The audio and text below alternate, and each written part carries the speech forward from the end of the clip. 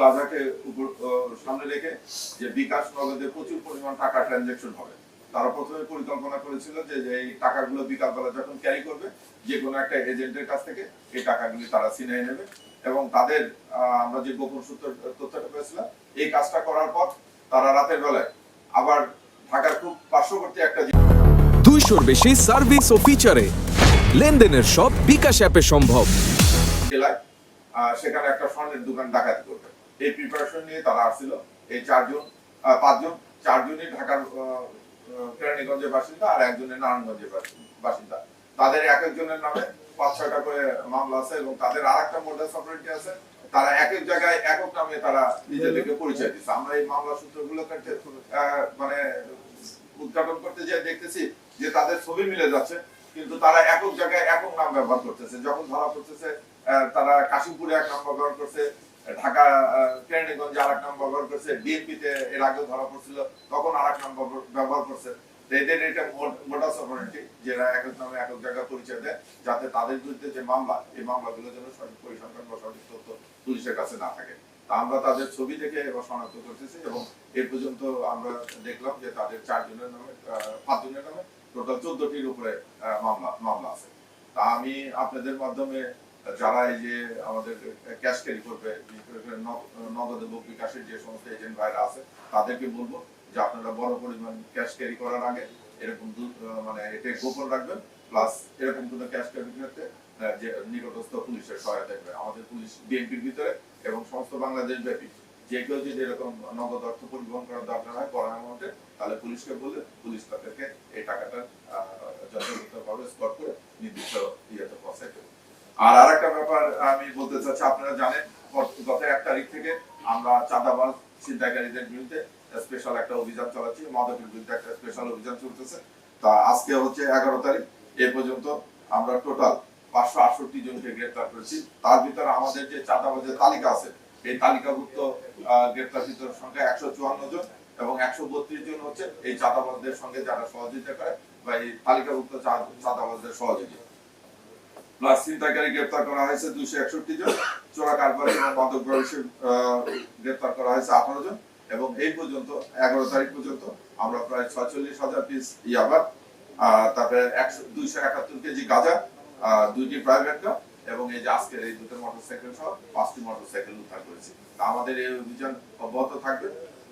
আমরা এটাই বলতে চাচ্ছি যে নগরবাসীর নিরাপত্তা নিশ্চিত করার জন্য প্লাস চাঁদাবাজি এবং এই মাদক কারবারি এবং মাদক সেবনকারী এদের বিরুদ্ধে আমাদের এই অভিযান অব্যাহত থাকবে। খালি অব্যাহত না, আমি বলবো যে আগামী দিনে আরো জোরদার হবে। প্রিয় সাংবাদিক ভাইরা, আমরা চাচ্ছি ঢাকা মহানগর সহ টোটাল বাংলাদেশকে একটা অপরাধ মুক্ত এবং জনগণের নিরাপদ একটি দেশ গড়ার জন্য এই ব্যাপারে আপনাদের সাহায্য সহযোগিতা করব। ধন্যবাদ।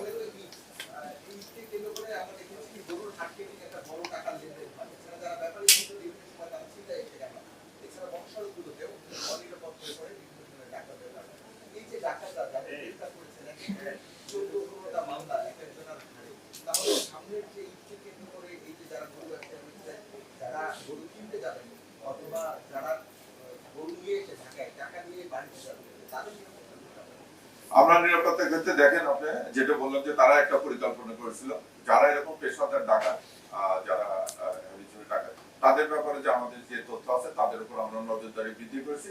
পাশাপাশি যেটা প্রিভেন্টিভ ব্যবস্থা যে পর্যাপ্ত পুলিশি ব্যবস্থা, পর্যাপ্ত পুলিশ ব্যবস্থা মহাসড়কে বলেন, রাস্তাঘাটে বলেন বা আমাদের এলাকা ভিত্তিক বলেন, আমাদের পেট্রোল এবং মোবাইল পার্টির টহলও আমরা জোরদার করেছি। আমরা আশা করতেছি যে ইনশাল্লাহ আমরা কোনো ইয়ে করতে দেবো না, অপরাধীতে যেই হোক তাকে আমরা গ্রেফতার করতে সক্ষম হব।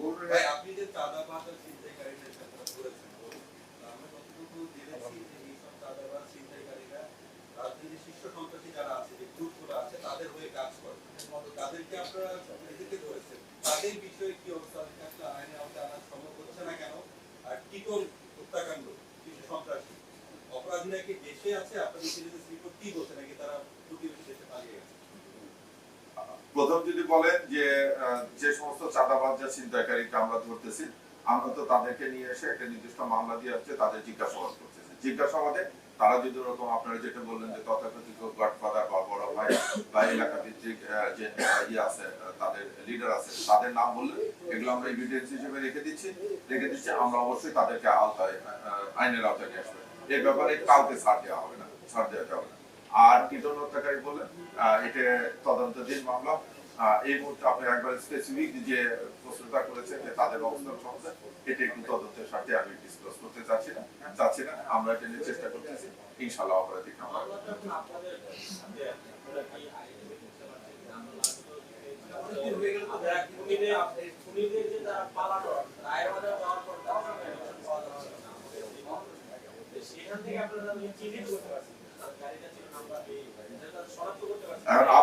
আপনার প্রশ্নের ভিতরে আপনার উত্তর আছে। আপনি বলছেন যে রায়ের বাজার যাওয়ার পর তাদের আর টেস্ট পাওয়া যাচ্ছে না। রায়ের বাজার পর্যন্ত কে গিয়েছিল এটা যেহেতু জানতে পারছি, তাহলে আপনারা ধরে নেন যে খুনিদেরকে আমরা মোটামুটি একটা শখের ভিতর নিয়ে আসছি, আমরা একটা নির্দিষ্ট টার্গেটকে নিয়ে গেছি। তবে আমরা কোনো বিষয়ে ছাড় দিচ্ছি না, শুধু ওই এক টার্গেট নিয়ে আমরা পড়ে আছি তা না।